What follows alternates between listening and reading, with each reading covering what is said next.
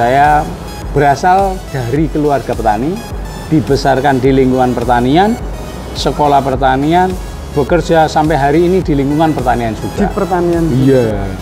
Dan saya merasakan betapa sulitnya hidup dari petani saat itu. Dan saya terdorong untuk bisa bagaimana sih mengelola pertanian yang bisa cukup. Itu ketemu dengan teman-teman penyuluh yang hari ini memikirkan bagaimana alokasi pupuk itu harus sampai kepada petani yang berhak menerima subsidi pupuk. Ini yang kemudian saya yakin sahabat tani nanti banyak yang komentar terkait dengan pupuk bersubsidi. Ini permasalahan yang tidak mudah, yang tujuannya sebetulnya agar pemerintah menggelontorkan subsidi pupuk tepat sasaran. Sahabat tani, apabila panjenengan menemukan siapapun yang nakal menyalurkan pupuk subsidi bukan pada yang berhak, tolong laporkan ke kami, tolong laporkan ke polisi, silakan aja. Boleh terbuka ya, ke saya pun ya. Silakan. Dan nomor saya terbuka, silakan dihubungi setiap saat bisa. Saat jadi Kepala Dinas Pertanian Cilacap, saya pernah laporkan ke Pak Gub. Hari itu saya coret KPL, nangis saat itu. Karena apa? Ternyata KPL-nya nyakal. Saya akan informasi kepada petani, persak urea itu ditambahi 20.000. Iya Pak, iya Pak, di hadapan saya. Saya didampingi dan Ramil dan Kapolsek di Maos. Saat itu saya teleponkan Pak Gub. Sikat sudah hari itu. Selamat datang di panggung penyuluhan, siniar penyuluh pertanian Kebumen. Sahabat tani, di siang sore hari ini saya lagi di Semarang bersama Bapak kami semua di Jawa Tengah, Bapaknya Pertanian, Insan Pertanian di Provinsi Jawa Tengah. Beliau Pak Kepala Dinas Pertanian dan Perkebunan Provinsi Jawa Tengah, Pak Supriyanto SP MP. Bisa disapa sahabat tani Pak Supriyanto. Selamat sore sahabat tani, utamanya yang di Kebumen ya. Syukur kalau bisa merambah seluruh Jawa Tengah. Selamat sore, kami lagi bareng dengan sahabat tani di sini. Ya, mangga lanjut. Siap. Matur nuwun sangat Pak. Hari ini kami bisa ngobrol adalah kesempatan yang sangat luar biasa ini sore hari ini. Bisa ketemu Pak Kadis kami yang memang udah lama kita sebenarnya pengen ngobrol tentang pembangunan pertanian di Jawa Tengah ini. Ngobrol-ngobrol santai aja Pak Kadis ya. Ini tapi sebelumnya sahabat tani kami sampaikan beliau adalah latar belakangnya sedikit. Beliau itu berangkat dari kabupaten tetangganya Kebumen, adalah Cilacap ya Pak Kadis ya. Betul. Terus sakit ngapak Pak Kadis? Oh masih bisa bahasa Cilacap ya? Masih lancar. Masih lancar. Beliau dulu pernah jadi terakhir sebelum Kadis Provinsi adalah Kepala Dinas Pertanian Kabupaten di Cilacap. Kabupaten Cilacap. Bisanya cerita sedikit bisa Pak Kadis? Kok bisa sampai ke provinsi ini, prestasinya pasti luar biasa nih Pak Kadis. Itu hanya karena satu keinginan dan kami berproses. Jadi akhir 2021 ya.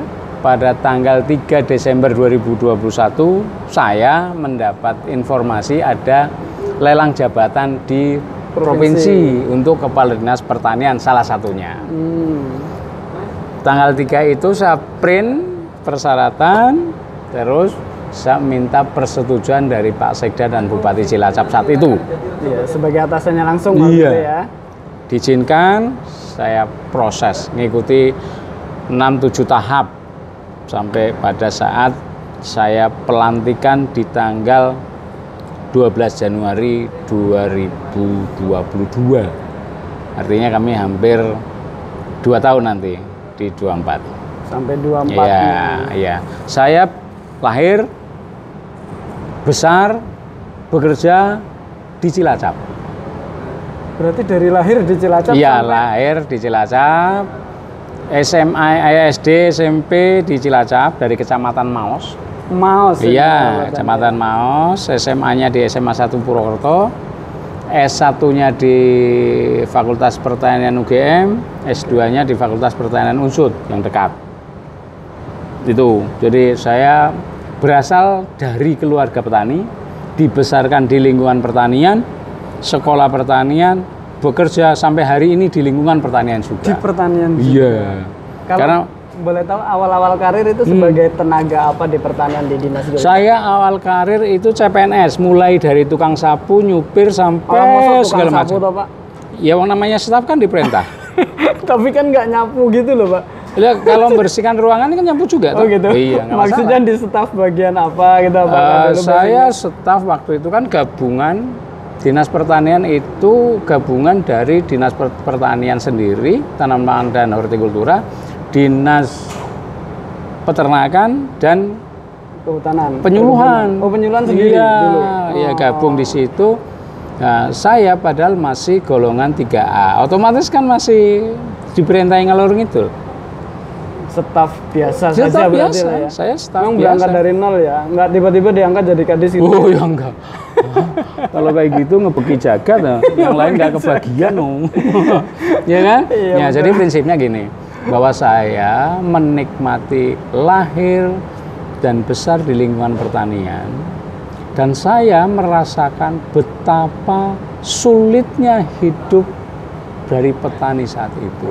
Dan saya terdorong untuk bisa bagaimana sih mengelola pertanian yang bisa cukup untuk menghidupi diri sendiri dan keluarganya. Dulu aja itu mumet setengah mati. Sampai hari ini pun karena kepemilikan lahan di kita kan masih di bawah 0,3 hektar. Iya. Artinya kalau dari masuk ke skala usaha kita luar biasa berat. Luar biasa berat. Baik dari efisiensi maupun efektivitas kerja. Tapi petani tetap bekerja di situ. Petani tetap petani dan petani tetap miskin. Nah, tetap miskin. Ini yang kemudian mendorong kita bagaimana petani bisa lebih hidup dalam arti yang sebenarnya. Tidak hanya keterpaksaan jadi petani, hidupnya pun serba terbatas. Ini yang menarik bagi kita. Adalah tugas pegawai negeri untuk bisa mensejahterakan rakyatnya. Rakyat kita kan rakyat petani utamanya di sektor pertanian. Jadi teman-teman dan sahabat tani sekalian di Jawa Tengah untuk tahun 2024 itu mendapat beban target yang luar biasa, terutama pangan. Hari ini petani, terutama petani pangan, lagi nggak kenal kepala dinasnya. HP-nya nggak pernah bunyi. Nggak punya nomornya kali Pak Kadis. Kalau itu keliru. Nomor saya boleh aja gitu. Iya, silahkan, itu gratis. Gratis. Tapi petani lagi seneng. Oh, nggak kenal karena lagi seneng, lupa dia. Coba bayangin kalau harga gabah itu di bawah 4.000, ini nggak pernah berhenti HP ini. Oh, sebabnya itu. Sekarang di atas 7.000 kan? Ya. Alhamdulillah. Tapi kita seneng Iya, ya. kita ikut seneng. Nah, permasalahan kemudian dari aspek inflasi itu kan juga dipengaruhi oleh salah satu naiknya harga bahan pokok ya. Bahan pokok utamanya beras. Ya. Kita paham bahwa GKP gabah kering panennya petani di atas 7.000. GKG jelas di atas 8.000. Permasalahannya beras medium yang untuk rakyat sudah di atas 12.000. Ini kan jadi teriak. Udah kayak premium ya Pak. Ini yang luar biasa. Dan ke depan di 2024 Jawa Tengah itu punya atau dibebani target 11,16 juta ton. 11,16 juta ton dari yang tahun 23 atau 24. Iya, capaian kami di angka 9,3 juta ton. 9 ke 11. Iya. Jadi hari ini 2,5, 2, sekian, 2, hampir 2 juta ya. Iya, itu ketemu dengan teman-teman penyuluh yang hari ini memikirkan bagaimana alokasi pupuk itu harus sampai kepada petani yang berhak menerima subsidi pupuk. Ini yang kemudian saya yakin sahabat tani nanti banyak yang komentar terkait dengan pupuk bersubsidi. Ini permasalahan yang tidak mudah, yang tujuannya sebetulnya agar pemerintah menggelontorkan subsidi pupuk tepat sasaran. Ini permasalahannya kemudian kan jadi diatur. Ya, justru aturan itu yang kadang dianggap oleh masyarakat ribet, jadi ribet. Ya. Nah, kalau nggak diatur, zaman dulu beli pupuk subsidi itu boleh di mana-mana, tapi pemerintah tidak bisa membatasi, duitnya nggak ada batasnya.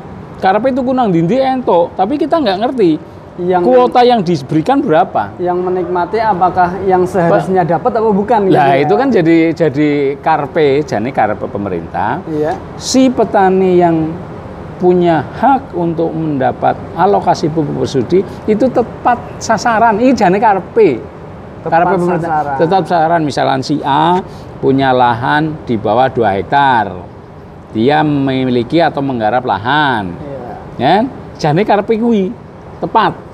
Jangan sampai ini jatuh kepada yang tidak berhak. Itu karpe sakjane.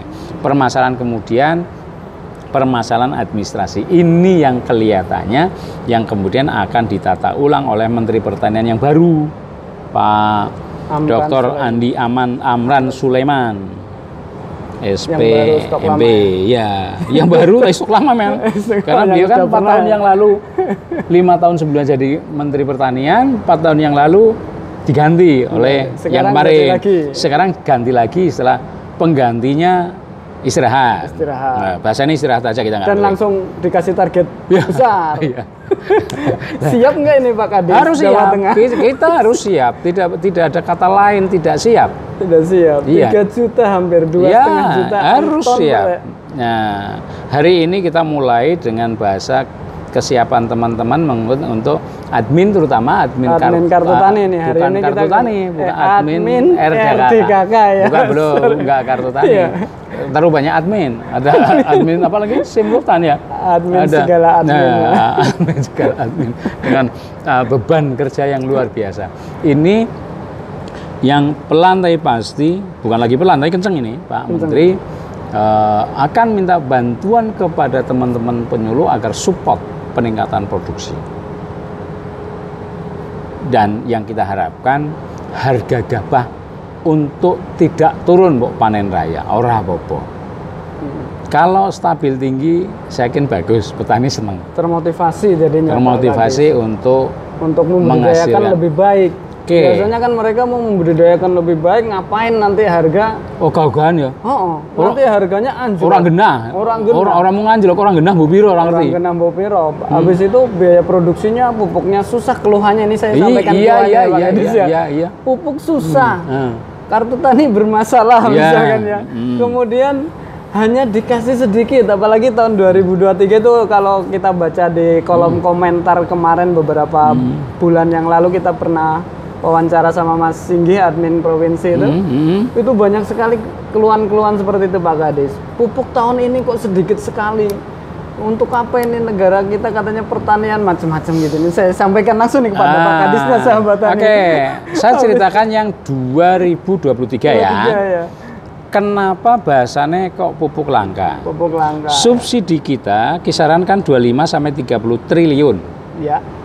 Di 23 ini di angka, kalau nggak salah di angka 27 atau 25 triliun untuk subsidi pupuk. Motongnya berapa triliun sendiri gitu ya? Enggak, bukan dipotong. Permasalahannya bahan baku pupuk kita itu impor. Oh gitu? Iya. Berarti bukan karena dipotong anggaran enggak? Potong anggaran. Enggak. Tapi karena memang harga bahan baku pupuknya yang naik melebihi dari anggaran ini. Iya. Kayak gini. Gitu. Dengan angka 27 triliun itu kita bisa dapat angka sekitar 9 juta atau sampai 12 juta ton. Iya. Dengan harga bahan baku impor sebelum ada perang Rusia dan Ukraina. Karena kita impornya sebagian besar dari sana. Artinya duit yang ada itu karena kenaikan harga bahan baku, akhirnya kita dapat bahan baku yang lebih sedikit karena harganya mahal. Ceritanya gitu ya. Oke. Tapi itu produksi pupuk nasional yang subsidi dan non subsidi. Iya. Artinya juga sebetulnya pupuk subsidi, pupuk dalam arti luas kita tersedia, masih tersedia. Contoh realnya, pupuk subsidi Jawa Tengah itu serapannya belum pernah 100%. Artinya masih ada slot pupuk yang belum tertebus. Kita harus sadari.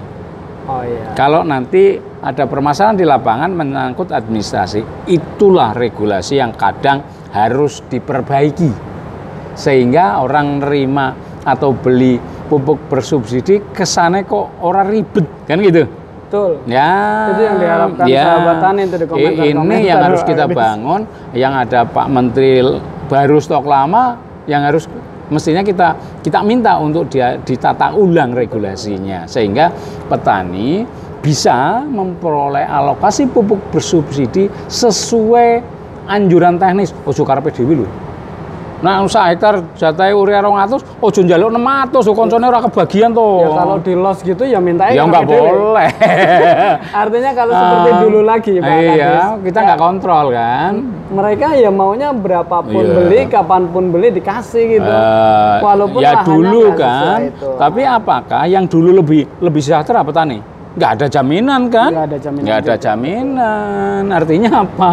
Manajemen itu ya harus kita kelola bareng-bareng yuk gitu loh. Dan sahabat tani juga harus bisa mengikuti ritme regulasinya ya Pak Kadis. Karena pemerintah membuat regulasi untuk mensejahterakan prinsipnya ya.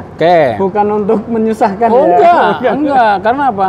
Yang tadi saya katakan ada regulasi yang syaratnya harus dipenuhi biar tepat sasaran. Biar tepat sasaran. Bahwa Pak Karta itu punya lahan 0,3 hektar, alokasinya sekian, ojo nganggo karepe dhewe. Jangan sampai ini barang ini malah belok ke kanan ke rumah Mbah Mario misalkan. Kan nggak tepat sasaran. Ya, sebenarnya Mbah Mario bukan penerima. Kan bisa terjadi itu. Bisa terjadi kalau ada kontrol. Yang di lapangan kita tidak suudon, tapi kemungkinan terjadi kayak gitu. Yuk kita awasi petani, sahabat tani. Apabila panjenengan menemukan siapapun yang nakal menyalurkan pupuk subsidi bukan pada yang berhak, tolong laporkan ke kami, tolong laporkan ke polisi. Silakan aja. Boleh terbuka ya, ke saya pun silakan. Dan nomor saya terbuka, silakan dihubungi setiap saat bisa. Oke, ya. Jadi kita terbuka dalam pelayanan. Apa saya harus takut kalau dihubungi petani? Kenapa takut? Artinya apa? Saya dibayar negara untuk melayani petani. Mau jam 12 kalau memang kita belum tidur ya kita jawab. Kalau enggak ya pagi-pagi kita buka, oh ada WA, kita jawab. Itu pelayanan. Jadi tidak harus dibatasi oleh jam kerja. Emang gajimu hanya diterimakan untuk jam kerja?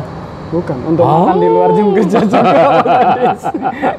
Iya kan? Betul. Dan makan petani itu kan tidak disiapkan di jam makan, termasuk untuk yang lain. Untuk yang lain, betul. Itu teman-teman, jadi kalau ada keluhan silakan sampaikan. Silakan sampaikan, gali, tapi jangan sekali-kali hoax. Jangan sekali-kali fitnah. Jadi benar-benar yang dialami. Nah, saya cerita, kalau tadi sahabat tani cerita bahwa saya dari Cilacap, dulu Kepala Dinas Pertanian Cilacap. Saat jadi Kepala Dinas Pertanian Cilacap, saya pernah laporkan ke Pak Gub. Hari itu saya coret KPL. Nangis saat itu. Karena apa? Ternyata KPL-nya nakal. Saya akan menginformasi kepada petani, persak urea itu ditambahi 20.000. Iya Pak. Iya Pak, di hadapan saya. Saya didampingi dan Ramil dan Kapolsek di Maos. Saat itu saya teleponkan Pak Gub, Pak Ganjar. Sikat juga hari itu. Nangis ibunya. Karena apa? Katanya dia kalau nggak narik 20.000 rugi. Bu, besok pagi panjen nggak usah rugi. Nggak usah jadi KPL. Itu karena rugi. Ya, masa jadi pengusaha kok rugi yo gelem? Logis ora? Ya nggak logis. Nggak logis toh. Artinya harga HET sekian itu juga sudah ada untungkan. Ya? Kalau tidak menguntungkan, mbok ojo gelem dadi KPL. Yes. Keluar saja. Yes. Ya, yes. Ya. Setuju itu. Biar orang masih banyak yang lain yang mau jadi KPL. Jangan jadi alasan numpangi harga biar dia dapat untung gitu loh. Karena sudah ada porsi harga tertentu, itu sudah ada porsi keuntungan nih. Oke. Yo ora galak tapi yo nek mau mecat ngono yo langsung hari itu. Hari itu. Bukan besok, hari itu, Pak. Hari itu langsung. Jabatan hari itu saya. Jadi kalau panjenengan punya dokumen, data, pengakuan, laporkan. Asal tidak hoax. Jangan hoax, jangan fitnah. Artinya apa? Ada kenakalan, ada kecurangan pihak-pihak tertentu yang merugikan jatahnya subsidi pupuk petani. Gitu? Iya nggak? Betul. Siap nggak sahabat tani untuk kayak gitu? Saya siap menerima laporan. Nih sahabat. Saya nih siap menerima laporan. Yang saya tunggu adalah laporan faktual. Faktual, ada buktinya. Ada buktinya, ya? Misalkan ada kwitansinya yang saya harus nambahi bayaran itu. Oke. Ini hati-hati juga yang main-main ya. Ini yang pemirsa. Tak jamin nih. Ano faktanya apalagi panjenengan punya video, foto, wis rampung hari itu. Rampung hari itu wis. Aku urus dan saya akan bawa PI Jawa Tengah untuk ke sana. Oke. Ini luar biasa sahabat. Saya punya pengalaman, artinya saya tidak ndobos itu ya bahasane wong-wonge dewek ya. Wong-wonge dewek. Kayak gitu ya Mas ya. Jadi terkait dengan apa tadi pupuk bersubsidi, saya yakin sahabat tani banyak komen. Silakan kalau mau catat nomor saya eja ya. Wah, 081 226 755 755. Yang nyebut nama dan alamat saya jawab, tapi kalau tanpa itu saya anggap itu tidak ada. Fair. Ini nggak apa-apa. Nggak apa-apa bagi saya. Nomornya silakan. Ini bukan pemirsanya, bukan Kebumen tok loh, Pak. Silakan. Satu Indonesia. Oh, apa-apa. Luar biasa. Selama saya tidak bermain kok. Oh iya. Kalau saya bermain takut nggak? Takut. Nah, iya, karena saya tidak ada. Karena benar. Jadi karena nggak ada permainan. Oke. Dan terkait keluhan pupuk bersubsidi luar biasa A sampai Z kami dengar. Hanya sejak saat beliau gubernur lama habis, HP saya nggak pernah bunyi. Iya. Keluhan masyarakat kan mesti masuk ke saya dari Pak Gub. Enggak dari Pak Gub langsung ke saya. Iya. Ini datangnya biasanya jam 11:30, jam 1 malam. Jadi HP ini nggak pernah mati. Artinya nomor tadi silahkan hubungi saya. Bila perlu silahkan undang saya untuk diskusi. Yuk kita rame-rame bareng-bareng selesaikan pemahaman ini. Niatan pemerintah jelas bikin regulasi bukan mempersulit menyengsarakan petani. Iya, nawa itu nih biar tepat sasaran sebetulnya. Cuma teknis di lapangan itu yang ruwetnya luar biasa. Karena memang diatur, aturan itu pasti ada administrasinya dan lain sebagainya yang kadang itu dianggap mempersulit. Semoga dengan menteri baru ini Pak Amran, stok lama saya yakin sudah punya pengalaman 5 tahun yang lalu untuk mengelola pertanian lagi. Kayak gitu. Siap. Terima kasih sahabat tani. Sore ini kayaknya saya kemeringet kalau cerita sore ini apa namanya? Pupuk bersubsidi. Tentang pupuk bersubsidi, tentang nasib petani. Sahabat tani sudah menyaksikan langsung bagaimana beliau itu dari awal memang konsennya terhadap kesejahteraan petani berarti Pak ya. Kalau diceritain tentang petani langsung menggebu-gebu seperti itu. Dan ini tanda bahwa keberpihakan terhadap kita sahabat tani, terhadap petani se-Indonesia gitu. Ini terima kasih Pak Kadis, ini luar biasa hari ini, semoga menjadi pencerahan sahabat tani sekalian. Menjadi penjelasan buat yang tanya komentar banyak tentang nomornya udah langsung. Nomornya bisa tanya langsung ke beliau dan semoga apa yang diniatkan baik oleh pemerintah, dalam hal ini pemerintah provinsi itu ditangkap baik beneran oleh sahabat tani. Ya, kita diskusikan, kita carikan solusi. Jangan hanya suudon gitu langsung. Suudon tanpa data kemudian tidak bisa mematuhi regulasi yang diatur oleh pemerintah. Kritisi kami, berikan masukan. Kami siap menerima. Sip. Oke, jadi fair. Kalau ada kritisi mestinya ada masukan. Jangan hanya mencela tinggal lungo. Nggak bagus kan? Nggak fair. Ini masalah kita bersama. Artinya apa? Insan pertanian kan dari petani sampai ke pejabatnya. Kami pun bisa merasakan betapa sulitnya jadi petani. Ngaten? Oke, terima kasih. Makasih ya. Pak Supriyanto. Ini udah sekalian closing tadi kan ya. Udah tahu sendiri keberpihakannya Pak Kepala Dinas Pertanian dan Perkebunan kita di Provinsi Jawa Tengah. Luar biasa terhadap kesejahteraan petani kita. Yo, makasih. Oke, makasih. Terima kasih Pak Supriyanto. Petani Indonesia berjaya, sejahtera, dan bahagia. Penyuluh pertanian kebumen aktif, kreatif, inovatif. Saya Nur Hadi Mustafa. Matur nuwun. Matur nuwun banget, Pak. Makasih.